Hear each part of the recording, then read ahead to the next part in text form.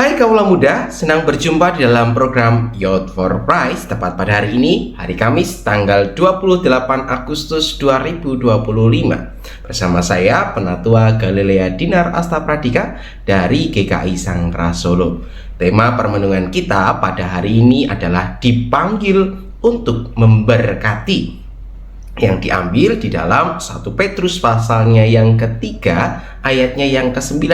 Namun sebelum kita kembali merenungkan sabda Tuhan, mari bersama kita berdoa, memohon pimpinan dan hikmat dari Tuhan.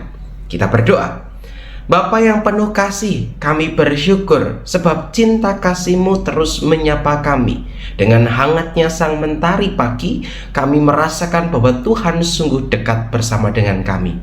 Untuk itu sebelum kami melakukan setiap aktivitas kami ingin mendasarinya dengan kembali membaca dan merenungkan sabda Tuhan. Dan biarlah sabda ini menjadi sumber kekuatan kami dalam kami menjalani kehidupan kami hari lepas hari. Bersabdalah ya Tuhan di tengah-tengah kami, sebab setiap kami sudah siap untuk mendengarkannya. Di dalam nama-Mu Tuhan kami Yesus Kristus kami berdoa dan mengucap syukur. Amin. Kaula muda, pembacaan kita diambil di dalam 1 Petrus pasalnya yang ketiga, ayatnya yang ke-9 yang berkata demikian. Dan janganlah membalas kejahatan dengan kejahatan atau caci maki dengan caci maki, tetapi sebaliknya hendaklah kamu memberkati.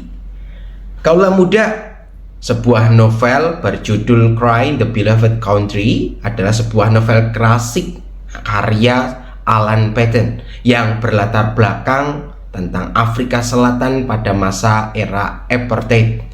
Nah, novel ini menggambarkan konflik sosial, rasial, dan juga moral melalui perjalanan para tokohnya. Nah, secara khusus seorang pendeta tua pedesaan bernama Stephen Kumalo, ia datang ke kota besar untuk mencari putranya yang sedang membantu menyelesaikan permasalahan adiknya. Namun ternyata putranya ini sedang menghadapi persidangan atas pembunuhan seorang pria kulit putih yang ironisnya sangat peduli terhadap penderitaan penduduk asli dari Afrika Selatan. Ia juga harus berhadapan dengan ayah dari sang korban.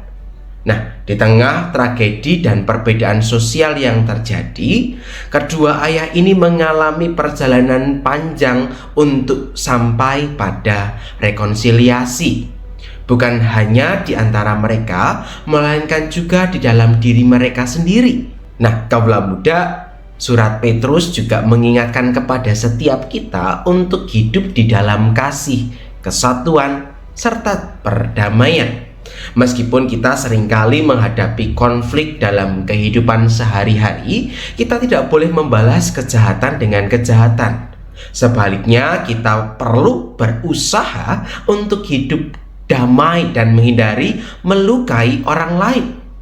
Tuhan menginginkan kita hidup dalam kasih dan merasakan damai sejahtera dari Tuhan yang memelihara hidup kita. Nah, kaula muda, seringkali banyak hal membuat kita memperlakukan orang lain bukan sebagai sesama kita, melainkan musuh yang mengancam keberadaan kita. Kita berusaha menyingkirkan orang lain demi kesejahteraan diri kita sendiri. Karena itulah kedamaian semakin jauh dari hidup dan dunia ini.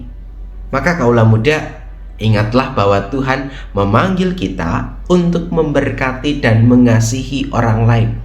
Maka mari jadikan ini sebagai sebuah tujuan hidup di dalam kehidupan kita hari lepas hari. Dan kiranya permenungan ini boleh terus mengingatkan kita bagaimana kita harus hidup seturut dengan kehendak Tuhan. Untuk itu, mari bersama kita kembali akan menutup permenungan ini di dalam doa kembali kepada Bapa. Kita berdoa. Ya Tuhan, Allah Bapa kami yang bertahta kerajaan surga, terima kasih ketika Tuhan mengingatkan setiap kami supaya hidup kami tidak jatuh di dalam keegoisan. Kami diingatkan Tuhan bagaimana hidup kami harus menjadi berkat Untuk itu, mampukanlah kami supaya kami terus dapat memberkati lewat kehadiran kami. Ajarlah kami, bimbing kami, dan tuntun kami, supaya kami dapat mengendalikan emosi dan juga keegoisan kami, supaya kami terus dapat menyatakan kasih dimanapun Tuhan menempatkan kami. Terima kasih untuk sabdamu yang telah Engkau taburkan di dalam setiap hati kami. Inilah doa dan syukur kami yang kami naikkan hanya di dalam satu nama, yakni Tuhan kami, Yesus Kristus. Kami berdoa dan mengucap syukur. Amin. Kaulah muda, demikian permenungan kita hari ini. Jangan lupa untuk selalu like, subscribe, dan juga membagikan link video ini kepada sesamamu. Selamat melanjutkan aktivitas, selamat berkarya bersama dengan Tuhan. Tuhan memberkati kita semua. Sampai jumpa.